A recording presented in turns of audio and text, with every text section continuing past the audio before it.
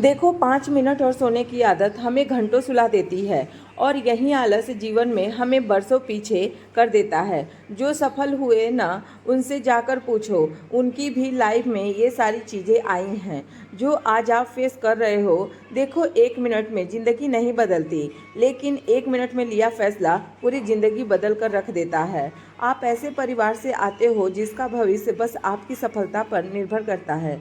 जब भी राह से भटकने लगो तो उसे क्षण को याद कर लेना जब तुम्हें घर से भेजते समय माँ की आंखों में आंसू और पिता की आंखों में आंसू उमड़ पड़ी थी। एक उम्मीद दिख रही थी और वो उम्मीद थी तुम्हारी सक्सेस का। उस इंसान का अपमान कभी मत करना जिन्होंने दिन रात काम करके तुम्हारे सपने पूरे किए। Hey everyone, welcome back to our channel. मैं जागती स्वागत करती हूँ आपका अपने स्नैप ब्लॉग में। तो दोस्तों, कैसे आप सब कमेंट करके जरूर बताएं तो और अपने सिटी का नाम मेंशन करें, जिससे मैं आपका अपने अगले वीडियो में धन्यवाद कर सकूं।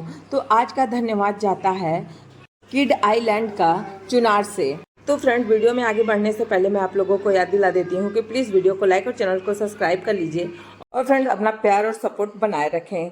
तो फ्रेंड्स, यहाँ पे मैं सो के उठी सुबह 6 बजे और पूरा झाड़ू पोछा क्लीनिंग करने के बाद आलू आया था उसे मैं रख देती हूँ और उसमें जो बड़े बड़े आलू थे उसे मैं निकाल ली चिप्स काटने के लिए। और अंकल आए हैं ड्रिल करने वाले, तो उनके लिए मैं यहाँ पे चाय बना रही हूँ और यहाँ पे मैं देख रही हूँ जो मुझे ड्रिल करवाना है कि कैसे कैसे करवाऊँ। तो ये सारे शो पीस हैं जो मैं अपने घर को सजाने के लिए सब अभी ड्रिल करवा के टंगवा दूँगी, फिर उसके बाद मैं उसको सजाऊंगी। तो फ्रेंड्स, अभी देखिएगा जब अभी अंकल ड्रिलिंग करेंगे तब ये कैसा लगता है आप लोग कमेंट करके बताइएगा।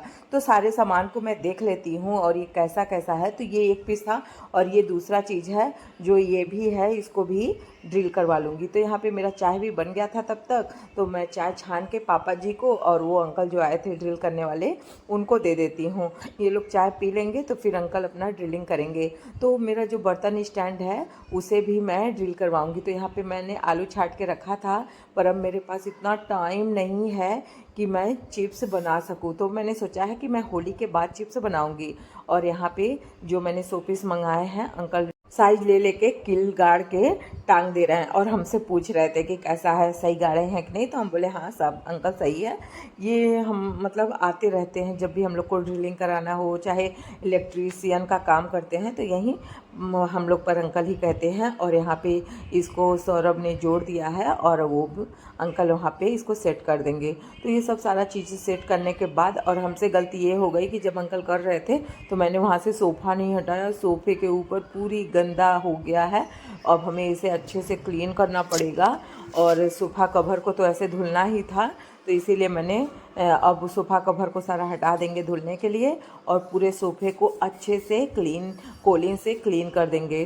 क्योंकि सोफ़ा भी मेरा ये ना बहुत ज़्यादा पुराना है। मेरे पापा मतलब जो मेरे ससुर जी हैं वो बताते हैं कि ये सोफ़ा 1954 का है, तो तब का सोफ़ा है और आज भी इसको देखा जाए तो बहुत अच्छा है। बस इसके थोड़ा पलाई है उसमें थोड़ा सा दिक्कत हो रही है, तो पर अभी नहीं, अभी ये बहुत चलेगा। इसीलिए मैं अपने ऊपर वाले फ्लोर का एक भी चीज़ नहीं लेके आई, क्योंकि यहाँ पे है डाइनिंग टेबल भी है, पर यहाँ पे जो कंजस्टेड हो जा रहा है हॉल, इसलिए मैं यहाँ पे डाइनिंग टेबल नहीं लगा रही हूँ।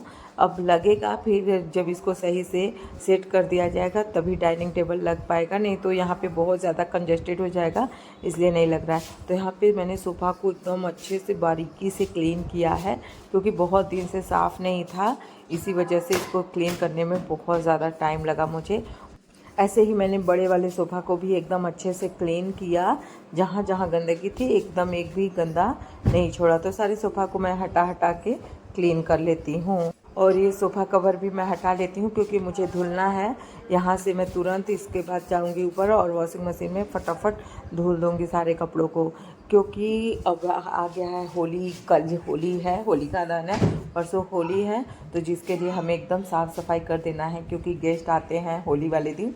तो इसीलिए मैं ये सब पूरा अच्छे से क्लीन कर लेती हूँ। और ये जो टेबल है, ये टेबल भी उसी टाइम का है। बहुत ज़्यादा गंदगी हो गई थी, दाग लग गए थे, तो इसे बहुत ज़्यादा हमको कम से कम 15-20 मिनट लगा इसको क्लीन करने में। इसे मैंने अच्छे से क्लीन कर लिया। और ये जो बर्तन स्टैंड है ये मेरी शादी में मेरी मम्मी हमको दी थी, तो ये रखा था क्योंकि मेरा जो ऊपर वाला किचन है वो अच्छे से बहुत ज़्यादा छोटा है, उसमें सेट ही नहीं हो पा रहा था। मैंने बहुत बार ट्राई किया सेट करने का पर नहीं हो पाया, तो इसको ऐसे ही रखा गया था। और ये सौरभ ला के ऐसे ही लगवा दिए और इसमें थोड़ा गंदा था, पूरा डस्ट वस्ट था, इसीलिए मैं फिर इसको अच्छे से साफ़ करती हूँ। तो वहाँ भी साफ़ करने के बाद मैं आ गई सोफ़ा को सेट करने कि मुझे कैसे सोफ़ा को रखना है। तो ये मैंने एल टाइप में सोफ़ा को सेट कर दिया है, जिससे क्या होगा, ये जो चौकी है अभी ये हट जाएगा तो यहाँ पे स्पेस जनाएगा। तो और यहाँ पे मैं आ गई कपड़ा धुलने, तो मैं आ गई अपने टॉप फ्लोर पे कपड़ा धुलने के लिए। तो मैं सारे कपड़ों को उसी में रख देती हूँ और 2-4 कपड़े थे ऐसे ही उसी में साथ में ही डाल के मैं धुल दी। धुलने के बाद मैं नहाने चली गई थी धुलने के लिए लगा के, और यहाँ पे फिर नहा के आई, फिर सारे कपड़ों को मैं अच्छे से डाल देती हूँ कि फटाफट सूख जाए और मैं सारे कपड़ों मतलब नीचे जाके सोफ़ा सेट सही से सेट कर दूँगी। और बाबू के कपड़े थे, अपने कपड़े थे और सोफ़ा सेट थे, ज़्यादा कपड़े नहीं थे, सौरभ के कपड़े नहीं थे ना पापा के कपड़े थे। फिर हम लोगों का खाना पीना तो हो ही गया था, तो अब ये दोपहर का बज रहा था, फिर हम लोग को खाने का मन हुआ। वाटरमेलन सौरभ लाए थे छोटा सा, तो उसके लिए मैं काट लेती हूँ। तो पहले मैं बाबू जिद कर रहा था कि हमको दो, पहले हमको दो, तो उसके लिए काटे और पापा जी को मैं दे देती हूँ। और फिर अभी शाम का टाइम हो गया था, तो आज मैं बना रही हूँ बेसन का लड्डू, क्योंकि अब दिन बीतते जा रहा है और लड्डू बनाएं। तो पहले मैं बेसन और रिफाइंड को भून रही थी एकदम धीमी आंच पे, और इसमें पानी का छींटा डालने से ना बेसन में एकदम दानेदार आ जाता है, इससे बहुत ज़्यादा टेस्टी लगता है। और ऊपर से मैंने ये इलायची पाउडर डाल दिया और ठंडा हो गया।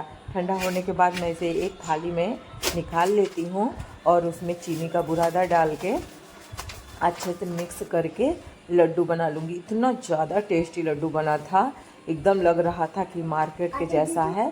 तो बहुत इजी और बहुत सिंपल तरीके से और बहुत ही ज़्यादा जल्दी, बस एक ठंडा करने में जो टाइम लगा था वही लगा था, मेरा लड्डू बन के तैयार। तो मैंने इतना ज़्यादा लड्डू बनाया है जो कि ये सेकंड या थर्ड टाइम मैं घर पे बना रही हूँ।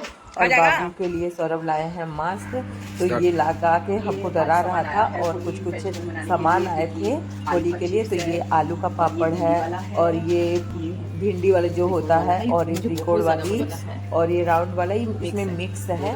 तो ये सारे चीज़ मुझे बहुत पसंद है। खोआ भी मैंने मंगाया था आधा किलो, और ये उड़द का दाल है 1 किलो, और ये कुछ ड्राई फ्रूट्स है सौरभ लाए खरीद के, ये भी चिप्स था, और रिफाइंड ऑयल और सरसों का तेल, और ये बेसन था 1.5 किलो, और ये फॉर्चून का जो मैदा है ये भी 1.5 किलो था।